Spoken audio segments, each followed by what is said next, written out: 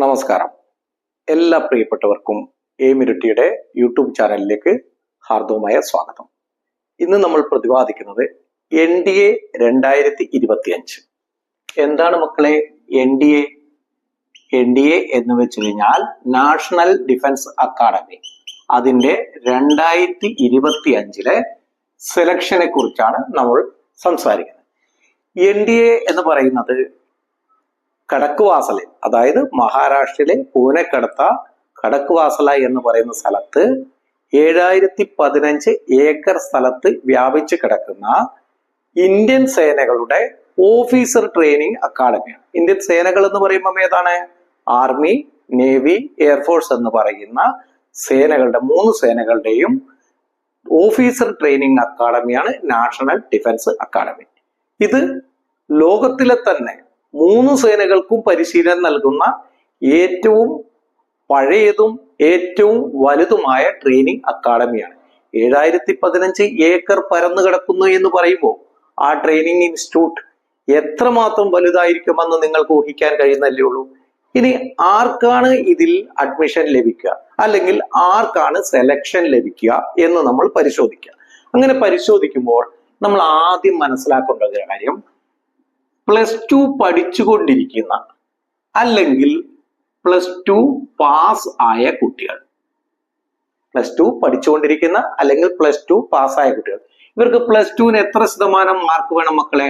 60% mark +2 പാസ്സായി കഴിയുമ്പോൾ ഉണ്ടാവണം.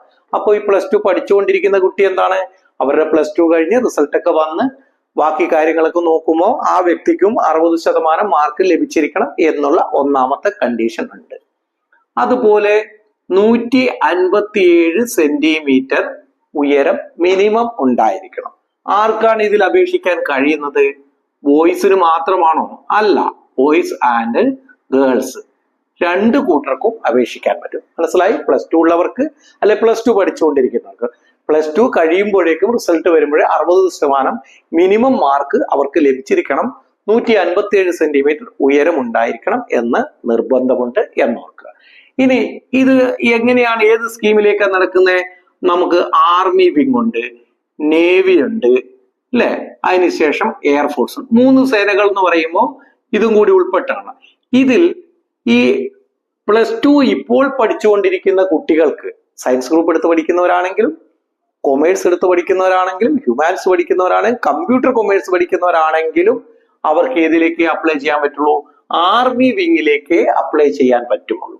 എന്നാൽ നേവി വിങ്ങും എയർഫോഴ്സ് വിങ്ങിലേക്കും +2 പാസ്സായ PCM പഠിച്ചിരിക്കുന്ന കുട്ടികൾക്ക് അപേക്ഷിക്കാം. PCM എന്ന് പറയുമ്പോൾ എന്താണ്? ഫിസിക്സ്, കെമിസ്ട്രി, മാത്സ് പഠിച്ച് പാസ്സായിട്ടുള്ള കുട്ടികൾക്ക് നേവി വിങ്ങിലേക്ക് അയക്കാം. എന്തായിരിക്കണം അവർക്ക്? +2 പാസ്സായി 60% മാർക്ക് ഉണ്ടായിരിക്കണം. ഈ കാര്യങ്ങളിൽ സംശയമില്ലല്ലോ. ഓക്കെ. ഇനി അടുത്ത ഘട്ടമായിട്ട് ഏത് ഏജ് കാറ്റഗറി ഉള്ളവർക്ക് ഇത് അയക്കാൻ പറ്റുക നോക്കണ്ടേ? ഒരു ഡേറ്റും കൂടി വേണ്ടേ? അപ്പൊ ഡേറ്റ് ഓഫ് ബർത്ത് എന്താണ് പറയുന്നത്? DOB, date of birth. എന്ത് പ്രകാരമായി എടുക്കുക?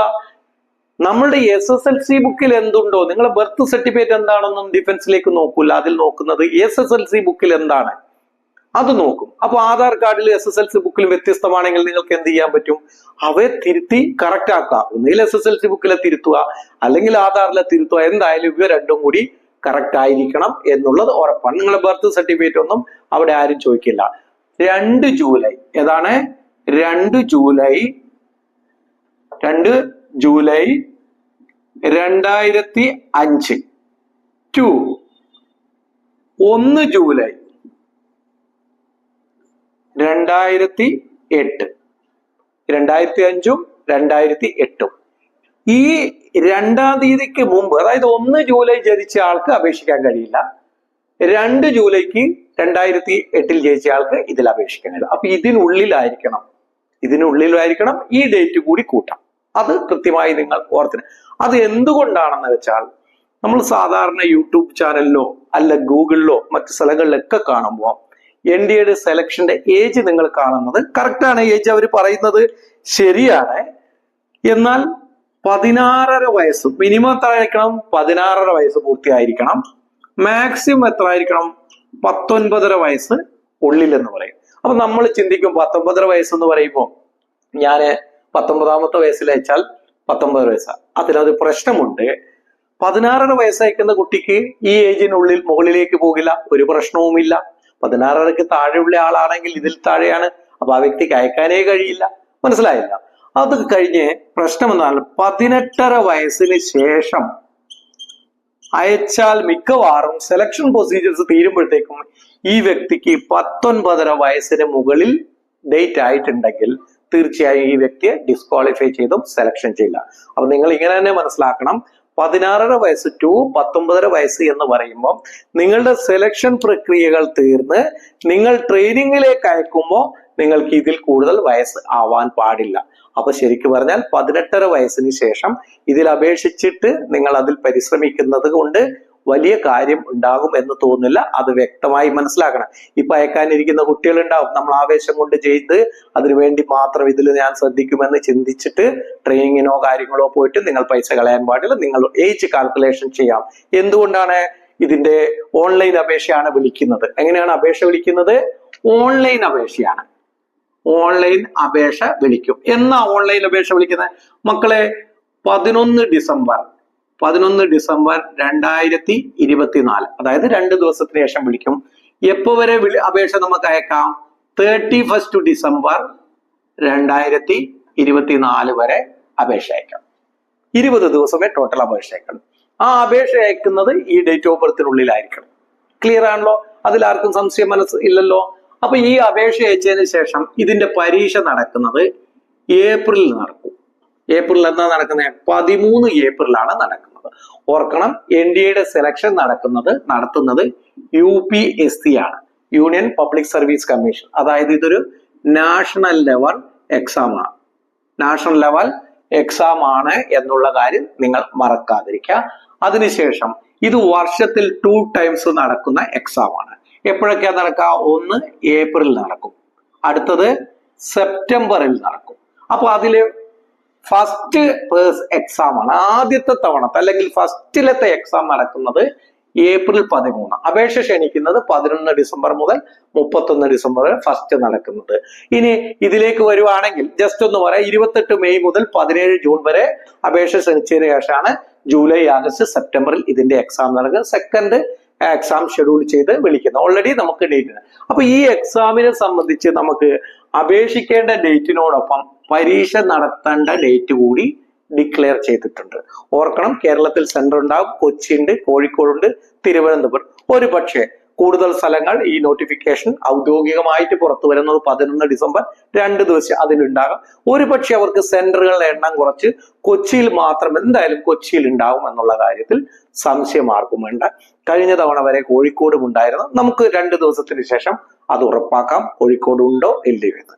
അപ്പം ഇത് നിങ്ങൾക്ക് മനസ്സിലായി. ഇനി നിങ്ങൾ ഈ +2 മാത്രം വിദ്യാഭ്യാസ യോഗ്യതയുള്ള ആളുകൾ ശ്രദ്ധിക്കണം. UPSC നാഷണൽ ലെവലിലോ ഇത് പരീക്ഷ എഴുതാൻ നിങ്ങൾക്ക് ഒരു അവസരം കിട്ടി. നിങ്ങൾ ഇതിൽ സെലക്ഷൻ ആവുകയോ ആവാതിരിക്കുകയോ ചെയ്യട്ടെ, പക്ഷെ നിങ്ങൾക്ക് ഇതിൽ അപേക്ഷിക്കാം. ഫീസ് എത്ര രൂപയാ? ഫീസ് ഉണ്ട് കേട്ടോ. എത്ര രൂപ ഫീസ് മുടക്കും? 100 രൂപ ഫീസ്. 100 രൂപ ആര് മുടക്കണം? ജനറൽ അല്ലെങ്കിൽ OBC-ക്കാര് മാത്രം. അതിന്റെ അർത്ഥം എന്താ? SC-ക്കാർക്ക്, ST-ക്കാർക്ക്, EWS, അതുപോലെ ഫീമെയിൽ ഏതിലുള്ള ജനറൽ ആണ്, OBC അല്ല, ഫീമെയിൽ എക്സ് സർവീസ്മാന്മാരുടെ മക്കൾ ആർക്കും ഒരു പേയ്മെന്റും ഇല്ല, നോ ഫീസ്. മനസ്സിലായില്ലേ? ബാക്കിയുള്ളവർക്ക് എത്ര രൂപ അടയ്ക്കേണ്ടുള്ളൂ? 100 രൂപ മാത്രം. നമ്മൾ ചായ കുടിക്കുന്ന പൈസ എന്ന് പറയുന്നില്ലേ, ആ പൈസ അടച്ച് ഈ പരീക്ഷയ്ക്ക് മാനദണ്ഡത്തുള്ള +2 ആയിരിക്കണം. ഒന്നിൽ +2 പഠിക്കുന്നതായിരിക്കണം, ഇല്ല +2 പാസ്സായിരിക്കണം, 60% മാർക്ക് നമുക്ക് കിട്ടുമെന്നുള്ള ഉറപ്പുള്ള ഒരു വ്യക്തി ആയിരിക്കണം. 157 സെന്റിമീറ്റർ ഉണ്ടാകണം. ഗേൾസിനാകാം, ബോയ്സിനാകാം. അതോടൊപ്പം ശാരീരിക ക്ഷമത കൂടി ഒന്ന് നോക്കണം. നിങ്ങൾക്ക് കാഴ്ചയിൽ വൈകല്യങ്ങളുണ്ട്, അല്ലെങ്കിൽ ശാരീരിക പ്രശ്നങ്ങളുണ്ട്, നിങ്ങൾക്ക് ഡിസബിലിറ്റി എന്തെങ്കിലും ഉണ്ടെങ്കിൽ മക്കളെ തീർച്ചയായിട്ടും നിങ്ങൾ ഇതിൽ അപേക്ഷിക്കാൻ നിൽക്കേണ്ട. അത് പറ്റില്ല. ഡിഫൻസ് മേഖല ആയതുകൊണ്ട് ഫിസിക്കലും കാര്യങ്ങളൊക്കെ പിന്നീട് നമുക്ക് ചെയ്യേണ്ടത്. സെലക്ഷനിൽ ഫിസിക്കൽ ഒന്നും ഉൾപ്പെടുന്നില്ല. സെലക്ഷൻ എങ്ങനെയാ ഇതിന്റെ നടക്കുന്നത്? ഓർത്ത് നോക്കൂ. ഇതിന്റെ സെലക്ഷൻ എങ്ങനെ സെലക്ഷൻ ചെയ്യും എന്നുള്ളതാണ് എല്ലാവരുടെയും ഡൗട്ട്. ഒന്ന്, റിട്ടൺ എക്സാം, അതിനുശേഷം SSB ഇന്റർവ്യൂ, അതിനുശേഷം മെഡിക്കൽ. ഇതിലൂടെയാണ് നമ്മളെ സെലക്ഷൻ നടക്കുന്നത്. ഈ റിട്ടണിൽ എന്താ ഉണ്ടാവും മക്കളെ? റിട്ടണിൽ ഉണ്ടാകുന്നത് 150 ക്വസ്റ്റ്യൻ, സോറി 100 അല്ല 150 ക്വസ്റ്റ്യൻ ഉണ്ടാവും. എന്തിന്റെ? മാത്സിന്റെ. ഒരെണ്ണത്തിന് 2 മാർക്ക് വെച്ച് 300 മാർക്ക്. അതുപോലെ മാത്സ് കഴിഞ്ഞാൽ ഗാട്ട് എന്നാണ് പറയുന്നത്, GAT ഗാട്ട് എന്ന് പറയുന്നത്. ഇതിൽ 50 ക്വസ്റ്റ്യൻസ് എന്തിന്റെ വരും? ഇംഗ്ലീഷ് വരും. അവർക്ക് 4 മാർക്ക് വെച്ച ഒന്നിന് കിട്ടുന്ന 200 മാർക്കിന്റെ അതുണ്ടാവും. അതിനുശേഷം 100 ക്വസ്റ്റ്യൻസ് എക്സ്ട്രാ ഉണ്ട്. അതെന്തൊക്കെ വരും? നമുക്ക് കറണ്ട് അഫയേഴ്സ് വരും, GK ജനറൽ നോളജ് വരും, ജനറൽ സയൻസ് വരും, അല്പം റീസണിങ്ങും കൂടി വരാം കേട്ടോ. ഇതെല്ലാം കൂടി ഉൾപ്പെടുന്ന 100 ക്വസ്റ്റ്യനിൽ നിന്ന് നമുക്ക് എന്താണ് വരുന്നത്? 4 മാർക്ക് വീതം 400 മാർക്ക്. അതായത് ടോട്ടൽ 900 മാർക്കിലാണ് എക്സാം, റിട്ടേൺ എക്സാം നടക്കുന്നത്. 400 എന്ന് വായിക്കരുത്, 900 ആണ് കേട്ടോ. 900 മാർക്കിലാണ് ഇന്ന് നടക്കുന്നത്. SSB ഇന്റർവ്യൂ ഇതിന്റെ പുറകെ വരുന്നുണ്ട്. SSB അതും 900 മാർക്കാണ്. ഓക്കെ, അങ്ങനെ 1800 മാർക്കിൻ്റെതാണ് ടോട്ടൽ സെലക്ഷൻ പ്രൊസീജിയർ. എന്നാൽ നമ്മളിപ്പോ ഇതിനെക്കുറിച്ച് SSB ഇന്റർവ്യൂവിനെ സംബന്ധിച്ചുള്ള കാര്യത്തെ കുറിച്ച് നമ്മൾ ചിന്തിക്കേണ്ട. നമ്മൾ ആദ്യം ഇത് മാത്രം ചിന്തിക്കുക. എഴുത്ത് പരീക്ഷ പാസ്സായി 900 ഒരു 500 മാർക്ക് പ്ലസ് കിട്ടുന്നവർ, അല്ലെങ്കിൽ ഒരു 450 പ്ലസ് മാർക്ക് കിട്ടുന്നവരെ തീർച്ചയായും SSB ഇന്റർവ്യൂ. മക്കളെ മനസ്സിലാക്കണം, ഡിഫൻസിലേക്ക് പോകുന്ന ഒരു കാര്യമായതുകൊണ്ട് അവർക്ക് വലിയ പഠിപ്പിച്ചിനൊന്നും ആവശ്യമില്ല. 900 മാർക്കിന്റെ എക്സാം വെച്ചിട്ടുണ്ടെങ്കിൽ അതിലൊരു 450, 500, 650, 600 മാർക്ക് കിട്ടുന്ന എല്ലാരെയും, 450 മുകളിൽ കിട്ടുന്ന എല്ലാരെയും SSB ഇന്റർവ്യൂവിന് വിളിക്കും. SSB ഇന്റർവ്യൂ ചെയ്തതിന് ശേഷം അവർ അതിൽ യോഗ്യരായ കുട്ടികളെ എടുക്കും. ആ കുട്ടികളെ ഷോർട്ട് ലിസ്റ്റ് ചെയ്തതിനു ശേഷം അവരുടെ മെഡിക്കലും കൂടി നോക്കിയതിനു ശേഷം മാത്രമേ സെലക്ഷൻ കൊടുക്കുള്ളൂ. ഓർക്കുക, നിങ്ങൾ സേനയിലേക്ക് പോയി ജോയിൻ ചെയ്തു, നിങ്ങൾക്ക് എന്ത് ബെനിഫിറ്റ് കിട്ടും? മക്കളെ നിങ്ങൾ ഓർത്തോളൂ, നിങ്ങൾ ഇതിൽ പോയിട്ട് ഒന്ന് സെലക്ഷൻ ആയിട്ട് നിങ്ങൾ ഇതിനകത്ത് നിന്നുകൊണ്ട് ഇത് ചെയ്യുമ്പോൾ, ട്രെയിനിങ് ചെയ്യുമ്പോൾ നിങ്ങൾ JNU എന്ന് കേട്ടിട്ടില്ലേ? എന്താണ്? ജവഹർലാൽ നെഹ്റു യൂണിവേഴ്സിറ്റി അല്ലെ? ഈ യൂണിവേഴ്സിറ്റിയുടെ സർട്ടിഫിക്കറ്റ് ഏതായിരിക്കും? ഒന്നുകിൽ BSc, അല്ലെങ്കിൽ BA, അതല്ലെങ്കിൽ BTech. മനസ്സിലായില്ലേ? ഈ ഡിഗ്രി നിങ്ങൾക്ക് അവിടെ നിന്ന് പഠിച്ചു ലഭിക്കാം. സാധാരണ ഈ ഡിഗ്രി പഠിക്കണമെങ്കിൽ എന്ത് ചെയ്യണം? നമ്മൾ പൈസ മുടക്കണ്ടേ? ഇതിൽ ആരാ പൈസ മുടക്കുന്നത്? ഡിഫൻസ് ആണ് പൈസ മുടക്കുന്നത് അല്ലെ? അത് മനസ്സിലാക്കണം. അതിനുശേഷമാണ് നിങ്ങൾ റാങ്ക് ഹോൾഡറായി പുറത്തിറങ്ങുന്നത്. ഈ JNUലേക്ക് നല്ല NDA എക്സാം പാസ്സായി ഇന്റർവ്യൂ മെഡിക്കലുകൾ നിങ്ങൾ ജോയിൻ ചെയ്യുമ്പോൾ നിങ്ങൾക്ക് അവിടുന്ന് സ്റ്റൈഫൻഡ് തരും മക്കളെ. എത്രയാണ്? 56,000 രൂപ നിങ്ങൾക്ക് പെർ മന്ത് സ്റ്റൈഫൻഡ് ഇങ്ങോട്ട് തരുന്നുണ്ട്. സാധാരണ നമ്മളൊരു ഡോക്ടറായി പഠിക്കാൻ, എഞ്ചിനീയറായി പഠിക്കാൻ, മറ്റെന്തെങ്കിലും പഠിക്കണമെങ്കിൽ അങ്ങോട്ട് പൈസ ചെലവഴിക്കണമെങ്കിൽ ഇവിടെ സെലക്ഷൻ ചെയ്ത് NDAയിൽ നിങ്ങൾ പഠിക്കുമ്പോൾ നിങ്ങൾക്ക് ഇങ്ങോട്ട് ഡിഫൻസ് പൈസ തരുന്നുണ്ട് എന്നുള്ള കാര്യം നിങ്ങൾ ഓർക്കണം. പോക്കറ്റ് മണി നിങ്ങളെ തന്ന് അവർ പഠിപ്പിക്കുവാണ്. ഇതിനുശേഷം ട്രെയിനിങ് ഫുൾഫിൽ ചെയ്ത് പുറത്തിറങ്ങി കസമാകുന്ന ആളുകൾക്ക് 1 lakh മുകളിൽ സാലറി കിട്ടും കേട്ടോ. നിരവധി അലവൻസുകളും കൂടുതലായിട്ട് ഇതിന്റെ മുകളിലേക്ക് സാലറി കിട്ടുന്ന ഓഫീസർ. ഇതിൽ ചുരുക്കത്തിൽ നിങ്ങൾക്ക് മനസ്സിലാക്കാൻ നിങ്ങൾ എങ്ങനെ ചിന്തിച്ചാൽ മതി. നമ്മൾ സിവിൽ സർവീസ് എക്സാം എഴുതിയതിനു ശേഷം ഒരു IPS നേടുന്ന ഒരാളുണ്ടെങ്കിൽ അദ്ദേഹത്തിന്റെ ആദ്യത്തെ പോസ്റ്റിംഗാണ് ASP, assistant superintendent of police. നിങ്ങൾ ഇതിൽ പോകുന്ന ഒരാൾ അതിന് തുല്യമായ ASP റാങ്കിന് തുല്യമായ പോസ്റ്റിലാണ് ആദ്യം അപ്പോയിന്റ്മെന്റ് ആകുന്നത്. അതുകൊണ്ടാണ് ഈ 1 lakh സാലറിയും തരുന്നത്. അല്ലാതെ നിങ്ങൾക്ക് അവിടെ നിങ്ങൾ ആർമിയിൽ പോയത് കൊണ്ട് നിങ്ങൾക്ക് തുല്യ, നിങ്ങൾ അവിടെ ഗസറ്റഡ് ഓഫീസർമാരായിട്ട് പോകും. നമ്മൾ ഓർക്കണം, +2 മാത്രം വിദ്യാഭ്യാസ യോഗ്യതയുള്ള അല്ലെ? +2 നമ്മൾ ക്വാളിഫൈഡ് ആയതിനു ശേഷമാണല്ലോ സെലക്ഷൻ ആകുന്നത്. മാർച്ചിൽ എക്സാം കഴിയും. ഈ സെലക്ഷൻ ഒക്കെ കഴിയുമ്പോഴത്തേക്കും എന്തായി? നമ്മളെ റിസൾട്ട് വന്നു. +2 60% മാർക്ക് മാത്രമുള്ള, അതിൽ കൂടുതലുള്ളവരുണ്ടാകാം. ഒരു കുട്ടിക്ക്, ആൺകുട്ടിയായാലും പെൺകുട്ടിയായാലും, ഡിഫൻസിൽ കയറിയിട്ട് നാഷണൽ ഡിഫൻസ് അക്കാഡമിയിൽ കയറിയിട്ട് പ്രൊമോഷൻ പടിപടിയായി നേടി lieutenant, captain, major, lieutenant colonel, brigadier, major general, lieutenant general എന്ന് വെച്ച് ജനറൽ വരെയായി നമ്മളെ chief of the army staff വരെ ആകുന്നത് NDA എക്സാം എഴുതി ജയിച്ചവർ മാത്രമേ ഉള്ളൂ. അതല്ലാതെ CDS ആയാലോ മറ്റു പല രീതിയിലോ OTA കൂടി ഓഫീസർ ട്രെയിനിങ് അക്കാഡമിയിലൂടെയൊക്കെ ഡിഗ്രി ഒക്കെ കഴിഞ്ഞിട്ട് ഓഫീസർമാരാകാം. പക്ഷെ അവർക്ക് ആർക്കും ഇത്ര പ്രൊമോഷനല്ല. ആ പ്രൊമോഷൻസ് കിട്ടുന്നത് നാഷണൽ ഡിഫൻസ് അക്കാഡമിയിലെ സ്റ്റുഡൻസിന് മാത്രമായിരിക്കും എന്നുള്ള കാര്യം നിങ്ങൾ ഓർക്കണം. അപ്പം ഇത്രയും നല്ലൊരു അവസരം വന്നപ്പോൾ നമ്മളുടെ ചില പിന്തിരിപ്പൻ സ്വഭാവം ഉണ്ടാവും മലയാളികളുടെ. എന്താണ്? ഇതിൽ 400 വേക്കൻസിയേ ഉള്ളൂ. ശരിയാണ്, 400 വേക്കൻസിയേ ഉള്ളൂ. കാരണം ഓഫീസർമാരാണ് 400 അല്ലെ? 400 വേക്കൻസിക്ക് വേണ്ടിയിട്ട് നമ്മൾ ഫൈറ്റ് ചെയ്യണം. നമുക്ക് എത്ര വേക്കൻസി വേണം മക്കളെ? ഒരാൾക്ക് ഒരു വേക്കൻസി മതിയല്ലോ. അപ്പൊ ഈ 400 വേക്കൻസിയിൽ ഒന്ന് എന്റേതാണെന്ന് ചിന്തിച്ചിട്ട് വേണം ഞാൻ പറയുന്ന 20 വേക്കൻസികളെ ആ 20-ൽ ഒന്ന് എന്റേതായിരിക്കും എന്ന പരസ്പരം അല്ലാതെ സ്വയം വിശ്വാസത്തോടു കൂടി നമ്മൾ ശ്രമിച്ചാൽ നമുക്കിത് നേടാം. നിങ്ങൾക്ക് നിങ്ങളിൽ വിശ്വാസമില്ലെങ്കിൽ നിങ്ങൾ ഇതിൽ നിൽക്കരുത്. പക്ഷെ നിങ്ങളെ വിശ്വസിച്ചേ പറ്റൂ. സ്വയം വിശ്വാസമില്ല ഒരാളും ജീവിതത്തിൽ എവിടെയും വിജയിച്ചിട്ടില്ല. അങ്ങനെ നിങ്ങൾ വിജയിക്കാൻ കഴിയുകയുമില്ല. അപ്പൊ നിങ്ങളെ വിശ്വസിച്ചിട്ട് ഈ 400 വേക്കൻസികളിൽ ഒന്ന് എന്റേതാണെന്ന് ചിന്തിച്ച് നിങ്ങൾ ശ്രമിച്ചാൽ കേരളത്തിലെ കുട്ടികളിൽ 20-30 പേര് എല്ലാ വർഷവും NDA ഓഫീസർമാരായിട്ട് കയറുന്നുണ്ട്.